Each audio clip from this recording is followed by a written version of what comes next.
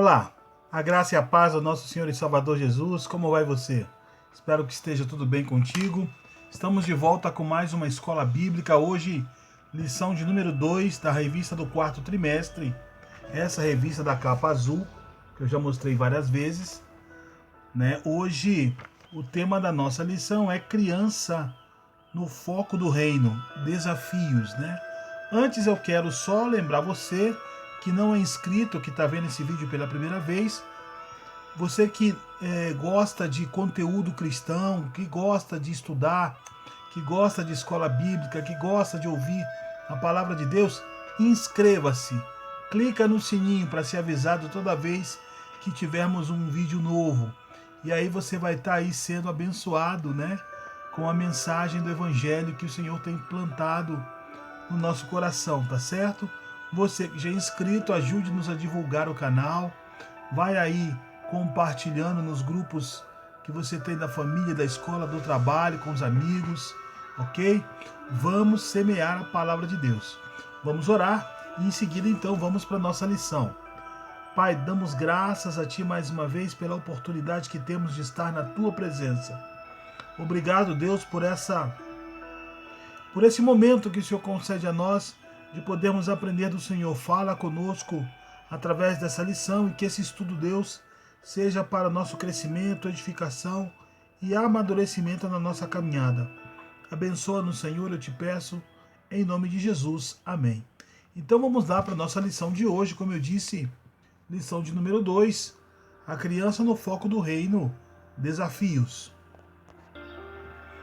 Bom, o texto áureo de hoje está no Evangelho de Marcos, capítulo de número 10, verso 14. O texto diz assim: Quando Jesus viu isso, ficou indignado e lhes disse: Deixem vir a mim as crianças, não as impeçam, pois o reino de Deus pertence aos que são semelhantes a ela. Ok, deixa eu só dar uma melhoradinha no som aqui que está um pouco alto. Aí, acho que agora está ok. Objetivos da lição: conhecer a criança sob o foco do reino de Deus, exemplo de humildade e terreno fértil para evangelização. Bom, primeiro vamos falar sobre humildade, que é uma palavra que é muito usada, né? E empregada, mas que quando a gente pede alguém para definir o que é uma pessoa humilde, a gente ouve às vezes algumas coisas que não são reais, né? Muita gente acha que humilde é a pessoa pobre, é uma pessoa que não tem, que é desprovida, né, economicamente, né, que vive de forma muito simples. Bom, isso também é ser humilde, tem a ver com humildade. Mas o sentido real da palavra humilde é a característica de alguém que não é soberba, que não se acha melhor do que os outros, pelo contrário, é alguém que tem conhecimento das suas limitações, das suas fraquezas. Ela tem conhecimento e ela admite-os, né, para si e para os outros. Porque tem muita gente que sabe dos seus defeitos, mas não admite. E aí é uma falta de humildade. O humilde não, ele é capaz de falar, não, eu tenho esse e aquele defeito, eu tenho essa e aquela fraqueza, bom, eu não tenho muito conhecimento nisso, mas gostaria de aprender.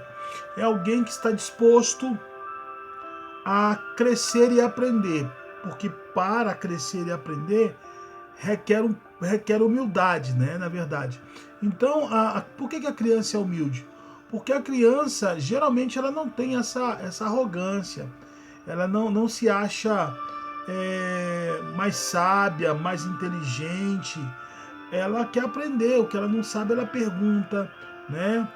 O que ela deseja ela pede, ela sabe se colocar no seu devido lugar. Estamos falando de criança educada, claro. Então, assim, a humildade ela está relacionada à sabedoria, talvez à inocência também, né? Porque a pessoa inocente não é a que não sabe nada, é a que não é má, a que não tem maldade no seu coração. O inocente é aquele que não olha para as coisas vendo o pior das coisas, vendo o pior das pessoas, fazendo julgamentos sempre negativos. Pelo contrário, né? Ele sempre dá crédito. ele sempre procura ver o melhor, ele sempre tem um olhar positivo para as coisas. Tá?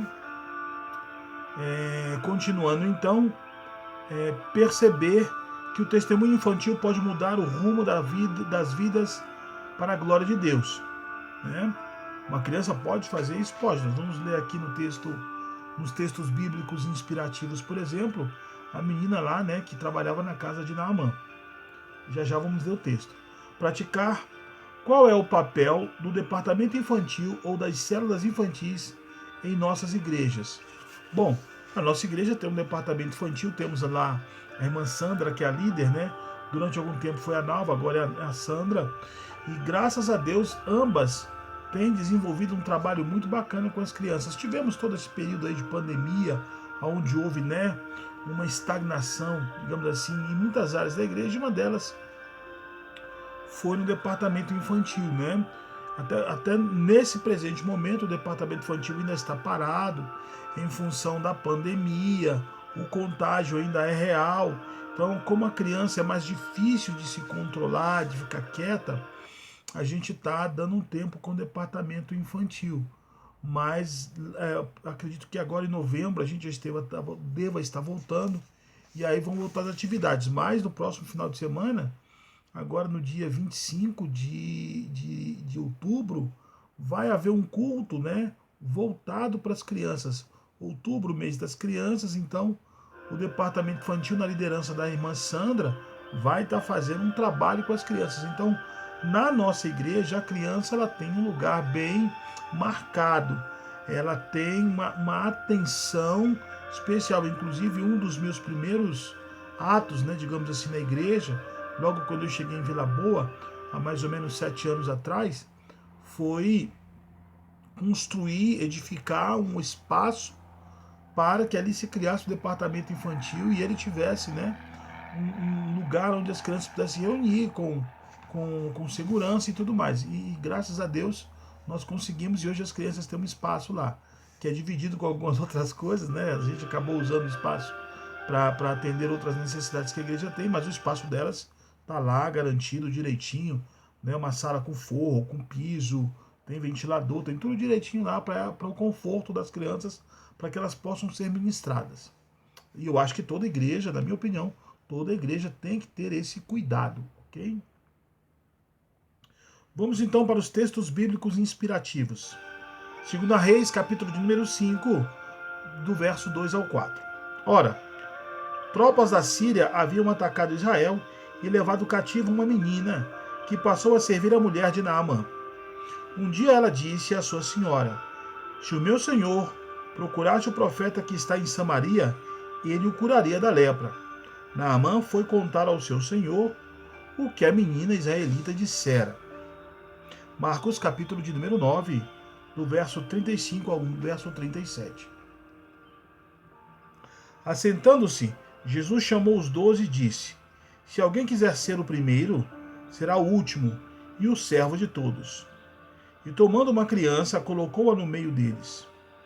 Pegando-a nos braços, disse-lhes: quem recebe uma destas crianças em meu nome, está me recebendo, e quem me recebe, não me está apenas me recebendo, mas também aquele que me enviou.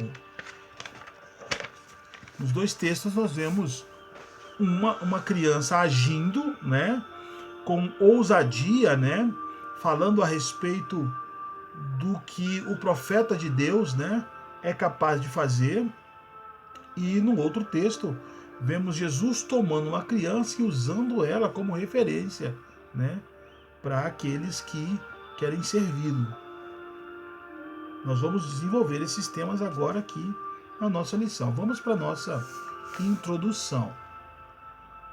Quando pensamos em ministério infantil, nossa preocupação é com a idade cronológica das crianças e o momento em que estão vivendo.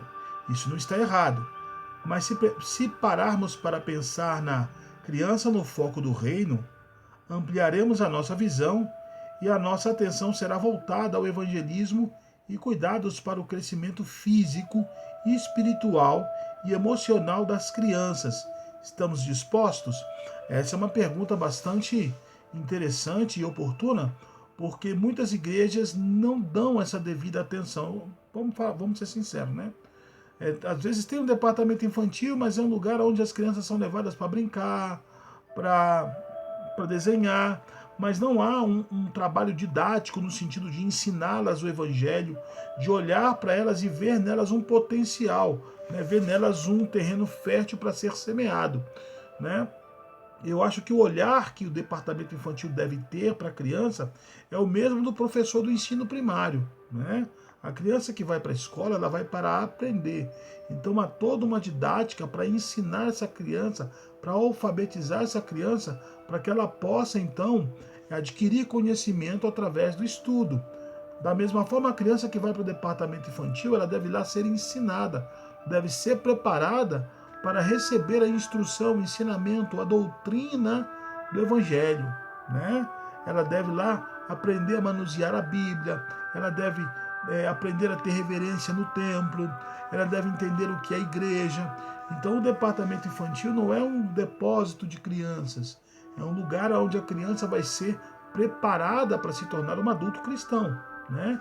Então não é só pensar nela enquanto criança, mas pensar nela enquanto um ser que vai ser capacitado, que vai desenvolver, que vai crescer e precisa ser instruído para crescer dentro do reino de Deus como cidadão do reino, ok? Todos os ministérios da igreja local são importantes, mas às vezes deixa-se a desejar quando se trata de crianças, pois não trazem um crescimento tão visível, aparentemente. Tem muita gente que pensa assim, infelizmente.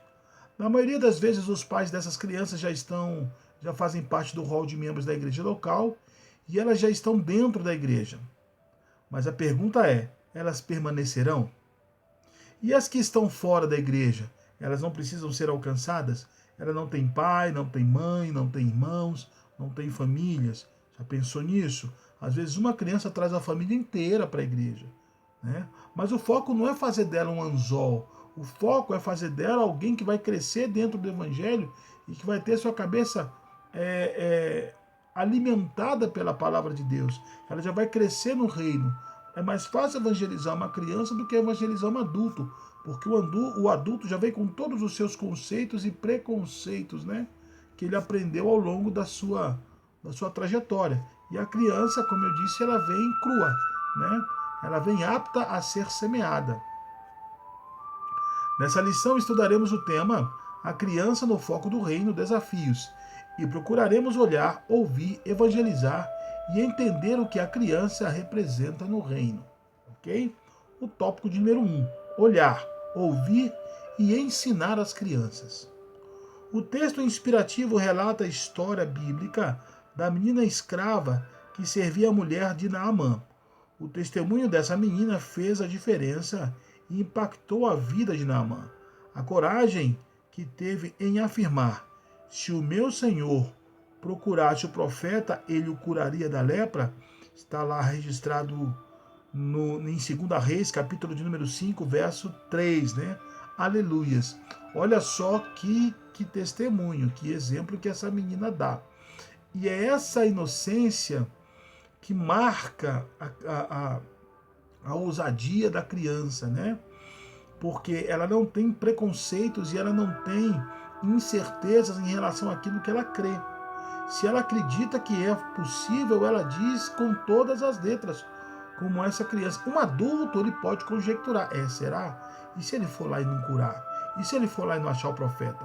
E se ele for lá e acontecer alguma coisa com ele no caminho, a culpa vai ser minha, então é melhor ficar calado. Tem muita gente que faz isso. A criança, ela acredita, ela fala e ponto, né? É a inocência, né, da criança que, com medo de alguma coisa, ela corre para os braços da mãe ou do pai e ali ela se aninha e pronto, para ela está protegida. Nenhum mal acontecerá a ela porque ela está no lugar de proteção. Que às vezes a mãe está com está com mais medo do que a criança, às vezes o pai está com mais temor do que a criança. Mas a criança, por ter achado esse lugar de acolhimento, esse lugar de refúgio, que é o braço do pai ou o braço da mãe, ele acredita que o pai ou a mãe são capazes de protegê-lo, de guardá-los, e ali ele está tranquilo, né? Então, nesse aspecto que a criança ela é um exemplo, né? Nesse contexto aqui, ok? Nosso coração se alegra com esse relato.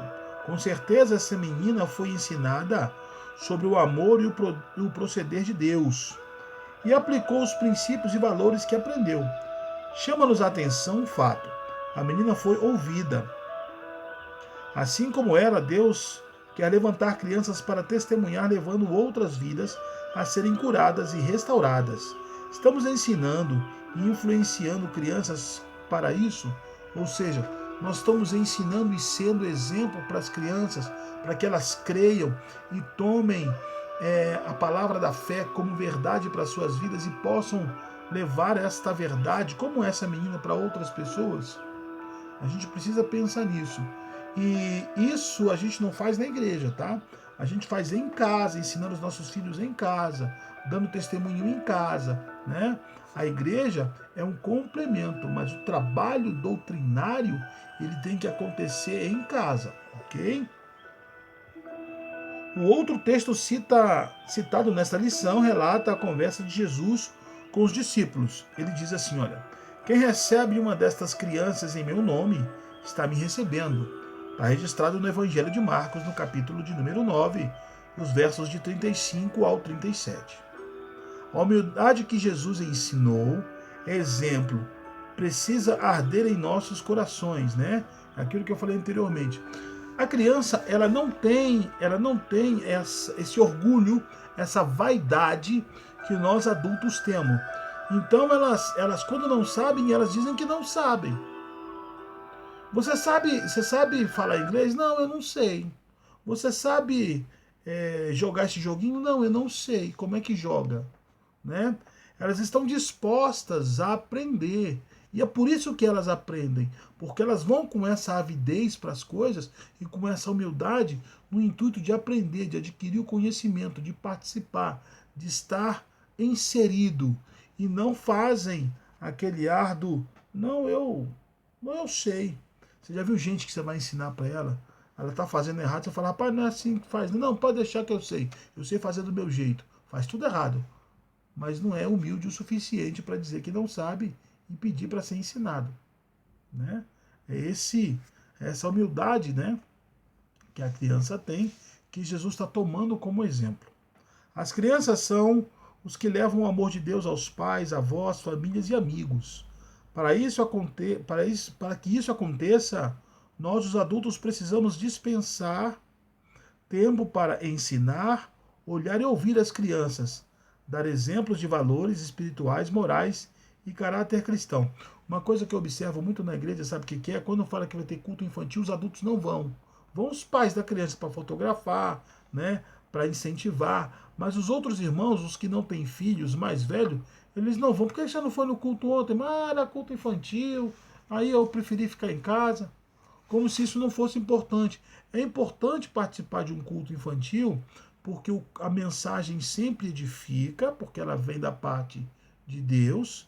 E segunda coisa, para que você também aprenda uma linguagem que possa fazer de você um instrumento para Deus usar com outras crianças. Você está me entendendo? Porque a igreja precisa entender que a criança é uma semente que precisa ser regada para que ela germine, para que ela floresça, para que ela frutifique.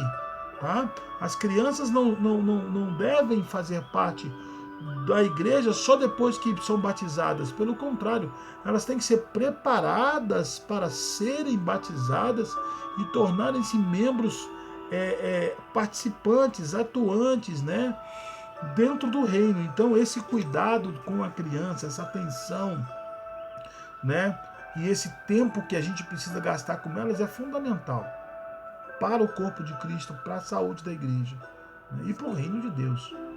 Ok? Há perguntas a serem feitas. Vamos lá. Temos feito a nossa parte nos dedicando à convivência familiar a participação nos cultos e atividades da igreja? Vamos com os nossos filhos à escola bíblica dominical ou as mandamos porque, afinal, domingo é o único dia para descansar? Né? Tem muito pai que faz isso. Não, filho, vai. Hoje papai vai ficar em casa, a mamãe vai ficar em casa, semana pesada, difícil. Esse sacrifício de você ser exemplo para o seu filho, para a sua filha, é muito importante e é necessário. Há de se fazer um sacrifício, sim, né? Às vezes sacrificar minha manhã de descanso depois de uma semana de trabalho para que o meu filho, para que a minha filha, para que eles possam ver o quanto é importante, né, estar na igreja, participar da escola bíblica. Tem crente que raramente põe o pé numa turma de escola bíblica. Eu não sei se vocês viram um vídeo que está rolando no Face de um camarada que está com um cajado na mão, né, com uma alegoria que representa um cajado na mão, dizendo que Abraão abriu o Mar Vermelho. Abraão abriu o Mar Vermelho, né? Foi Abraão que foi mandado para o Egito, né?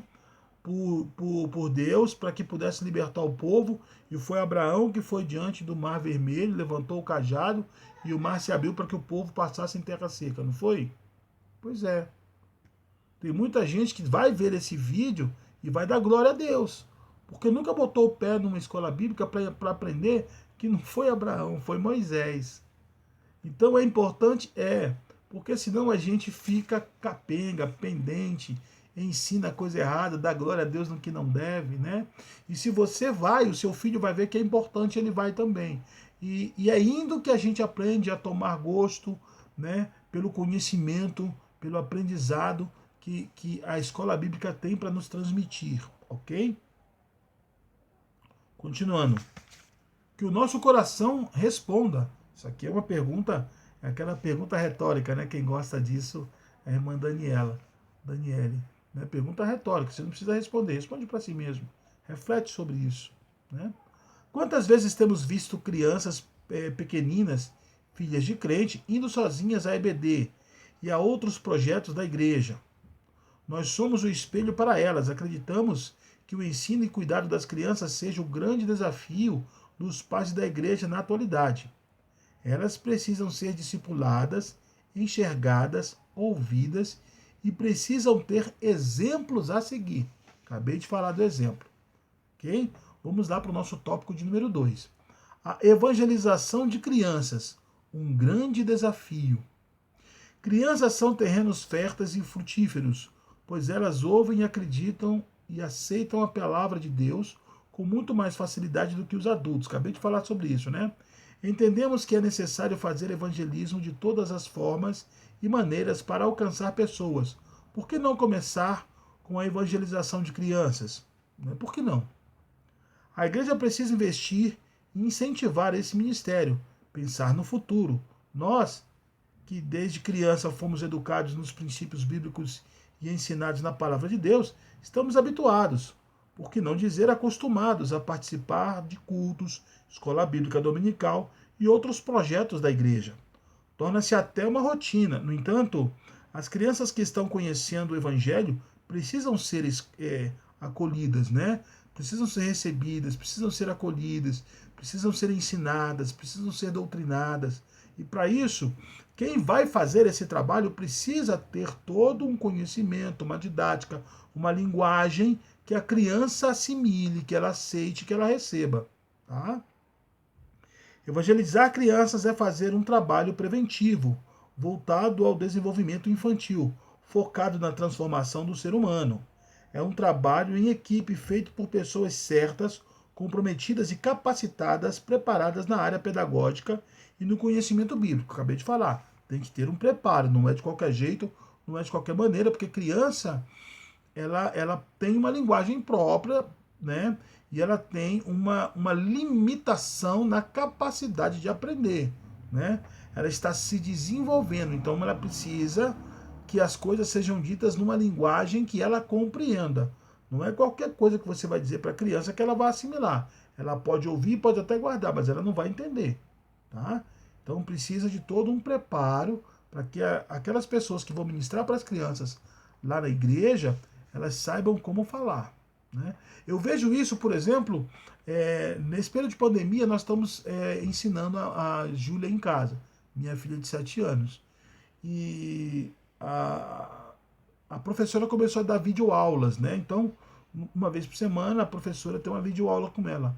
A forma com que a professora lida com a Júlia é completamente diferente da que eu lido. Ela tem mais paciência, ela já sabe como a criança vai reagir, ela não se surpreende, né? Porque ela está acostumada a lidar com criança, né? E eu confesso para vocês, apesar de ser pai, eu tenho uma certa dificuldade. Eu prefiro estar numa sala com 100 alunos adultos do que com 10 crianças. Eu não dou conta, eu fico meio perdido.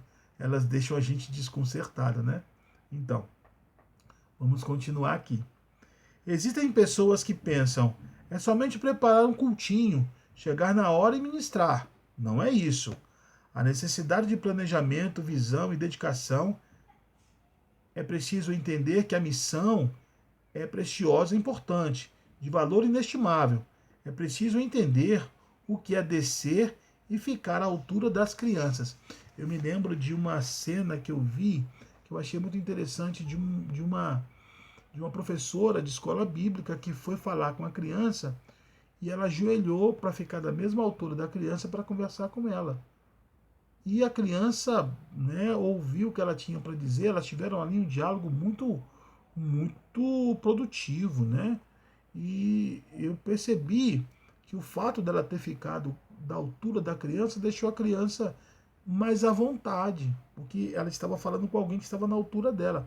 Ela não estava olhando para cima para alguém grande, que olha para ela de cima para baixo, né? De certa forma até meio aterrorizante, não sei. Não estava. Então ela estava bem confortável ali ouvindo a tia falar, né? Como se fosse uma criança, porque estava na mesma altura. Então a gente precisa, às vezes, ter essas pequenas percepções, né? E só, claro, quem está preparado para lidar com criança que aprende esse tipo de coisa. O evangelismo não é um fim em si mesmo, mas o início de um processo de transformação e mudança de vida. O cristianismo é objetivo, a mensagem do evangelho é ativa e o resultado é a salvação de pessoas. Então, quando a gente vai evangelizar crianças, quando a gente vai doutrinar crianças, a gente tem que lembrar que a gente está ali comunicando uma mensagem de salvação, né? Não estamos ensinando uma brincadeira de roda, uma ciranda, nós estamos semeando uma semente que vai transformar a vida daquela criança, né? Tirá-la do caminho da perdição para levá-la para o reino de Deus, para que ela seja salva, né? É um processo sério e que implica na salvação do indivíduo. Tá? É uma criança? Mas é uma criança que vai se tornar um adulto. Então a gente tem que começar desde pequeno, ok? Às vezes pensamos que não temos condições de fazer o suficiente, por isso não fazemos nada. A pergunta que nos vem à mente é: posso mudar o mundo? Não, não posso. Não tenho como mudar o mundo. Eu sou um indivíduo só, né? Mas posso começar com o que está ao meu alcance. Não posso mudar o mundo, mas posso começar mudando uma criança, mudando uma pessoa. E se todo mundo tiver esse mesmo pensamento, nós vamos ter uma geração futura de pessoas mais tementes a Deus, de pessoas que têm na palavra de Deus um norte para a sua vida, de pessoas que vão crescer dentro da doutrina cristã e que vão ter Deus como ser real nas suas vidas. 2020, o ano da multiplicação, não é somente um tema, é um chamado, evangelização versus discipulado, igual multiplicação, ok? Então, olha só, a gente muitas vezes perde a oportunidade de semear dentro da nossa igreja com as nossas crianças que estão ali, achando que evangelismo a gente tem que fazer na rua para resgatar os perdidos. É verdade. Agora, interessante é o seguinte: às vezes a gente tem crianças que vão se perder. Por quê? porque não foram doutrinadas da forma correta, não foram evangelizadas da forma correta, não tiveram a atenção da igreja da forma correta, né? Elas crescem e entram na fase da puberdade, na adolescência, aquela explosão de novidades, e também de curiosidades, e às vezes o mundo, né, que tem um brilho mais ofuscante, digamos assim, acaba atraindo esses jovens para o mundo e eles saem da igreja.